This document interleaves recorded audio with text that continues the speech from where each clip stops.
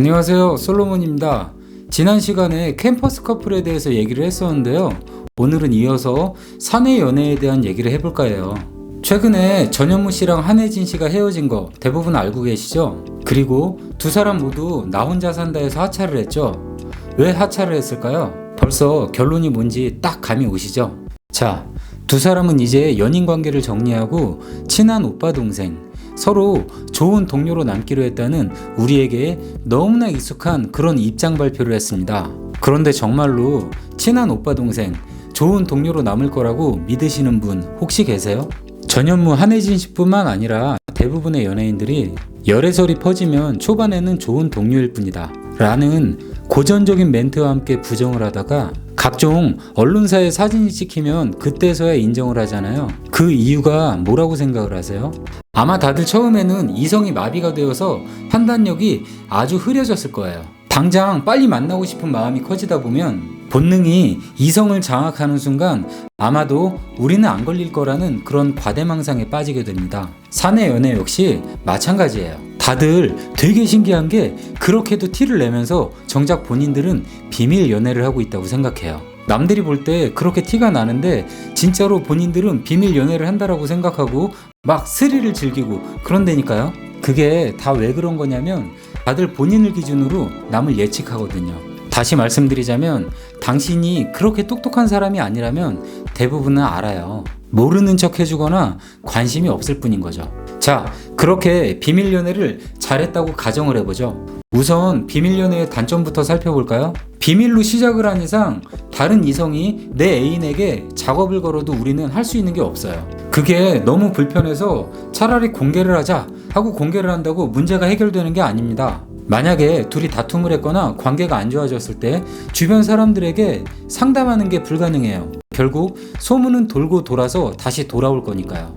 그리고 내가 사랑하는 사람에게는 언제나 멋있는 모습만 보여주고 싶은데 혹시라도 상사에게 혼나게 되거나 상대방이 혼나는 모습을 보게 될 경우 정말로 속상하죠. 그렇게 이것저것 신경 쓸 일이 많아지다 보면 아무래도 업무 집중도도 떨어지기 마련이고요.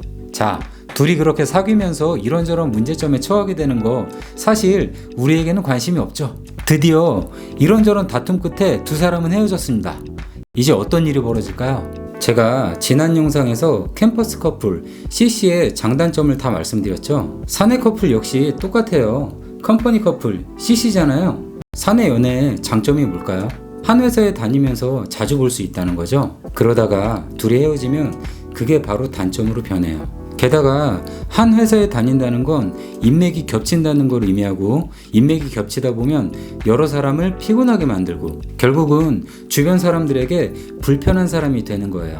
아마 전현무 씨랑 한혜진 씨가 나 혼자 산다에 출연을 하면서 사귈 때 같은 프로그램에 출연하는 출연진뿐만 아니라 모든 스태프들과도 다 친하게 지냈을 텐데 헤어진 후에도 아무 일 없었다는 듯 계속 출연을 한다면 어떻게 될까요? 다른 출연진들도 스태프들도 모두 불편했겠죠. 심지어 연예인조차 이렇게 티가 나는 법인데 일반인인 당신이 회사에서 헤어진 사람과 계속 한 회사를 다닌다면 어떨까요? 사실 그거는 말할 필요도 없어요. 얼마나 불편한 일이 벌어질지 다들 답이 나오시죠? 우리가 그냥 만나다 헤어져도 길에서 우연히 마주치기도 하고 지인과 지인이 겹쳐서 결혼 소식도 알려지게 되는데 하물며 직장에서 만나다 헤어졌다고 생각을 해봐요. 헤어진 후에 내가 다시는 죽어도 사내 연애를 하지 않겠다 굳은 결심을 한 후에 회사 밖에서 연애를 했어요. 그리고 결혼을 해야 하는데 같은 회사 사람인데 청첩장을 주기도 안 주기도 애매하고 결혼식에 가기도 안 가기도 애매한 생각만 해도 돌아버릴 것 같은 그런 애매한 일들이 벌어진다는 거죠. 아무튼 제가 누누이 강조를 하지만 연애를 하면서 우리가 대비를 해야 할 건 둘이 잘 사귀다가 결혼을 하고 행복하게 살았을 때가 아니에요. 우리가 헤어진 후에 찾아오는 후폭풍이죠. 심지어 사내 연애 후 결별을 했을 때는 더 큰 문제가 생겨요. 그게 뭐냐면 혹시라도 그게 문제가 되어서 회사를 그만두게 되면 바로 당장 생계가 곤란해지는 걸 의미해요. 막말로 전현무 씨랑 한혜진 씨는 연예인이니까 그냥 쉽게 그만두고 다른 방송을 한다 치더라도 여러분은 어때요? 물론 그만둔 후에 금방 더 좋은 곳으로 이직을 할 수 있는 능력자라면 모르겠지만 주로 사내 연애를 하다가 그만두고 방황하는 친구들은 회사에 갓 입사한 사회 초년생일 경우가 참 많아요. 마치 대학교 때 새내기들이 그러는 것처럼. 냉정하게 말해서 그런 친구들이 더 좋은 곳으로, 더 좋은 조건으로 스카웃이 되어서 갈 확률은 지극히 떨어집니다. 이제 정리를 해보죠. 두 가지 경우로 나눠볼까요? 아마 지금 다니는 회사가 있으니까 사내 연애를 하거나 혹은 사내 연애를 고민하는 걸 텐데요. 혹시 그냥 취직이나 한번 해볼까 하고 이력서를 냈는데 받아준 곳이거나 뒤에서 몰래 재취업을 알아보고 계신다면 그냥 마음 편하게 사내 연애 하세요. 인생 뭐 있어요? 직장에서 돈으로, 일로 보람을 못 느끼면 연애로라도 보람을 느껴야죠. 그런데요, 너무 가고 싶은 회사라 그 스펙을 맞추기 위해서 오랜 시간 공부를 해서 겨우 입사한 좋은 회사라면 얘기가 좀 달라집니다. 물론 회장님 아들이나 회장님 딸이라면 그건 또 얘기가 달라져요. 그건 베팅을 해볼만 합니다. 하이 리스크 하이 리턴이니까요. 그런데 매우 아쉽게도 회장님의 아들이나 회장님의 딸이 아니라면 좀 고민을 많이 해보세요. 아마 지금 이 영상을 보시는 분들 대다수는 제 구독자이실 텐데 아시죠? 제 구독자님들은 매우 뛰어나고 현명한 극소수의 선택받은 사람들이라는 거. 그렇게 현명하신 분들은 이 영상을 보지 않아도 지극히 현명한 선택을 하실 거라고 생각을 해요.